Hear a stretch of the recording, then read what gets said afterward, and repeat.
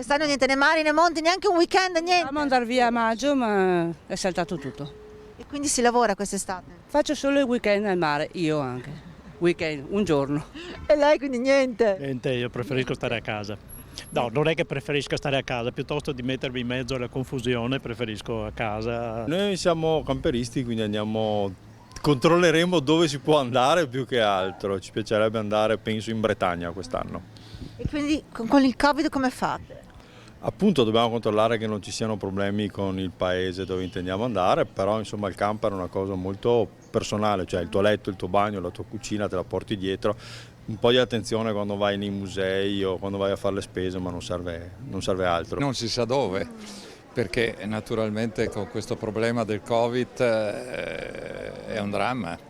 Però magari, non so, in montagna su ad Asiago piuttosto che un po' al lago, piuttosto che... Giorni in montagna piuttosto che al mare dove c'è molta più gente è più facile che, ahimè, i contagi ci siano. In montagna si può andare dove non c'è nessuno. Ferie? Per le ferie un po' in agosto, sì, tra un po' di mare, settimana e settimana in montagna, sì. Vacanze rigorosamente in montagna.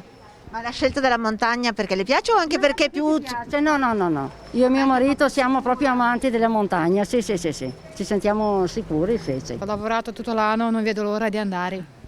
Perciò non lo so, se vado al mare o in montagna ma vado lo stesso. Per il momento no, stiamo valutando un attimo la situazione. Io ho la fortuna di avere un piccolo appartamento, quindi al mare.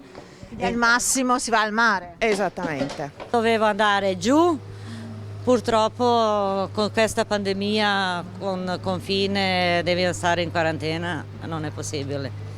Quindi a Qualche casa. giorno a mare sì, però un giorno dopo lavoro, non si può di più. Io ho fatto già un weekend al mare e adesso vediamo se facciamo magari una settimana, 15 giorni, vediamo. C'è bisogno di ferie. Sì, c'è bisogno.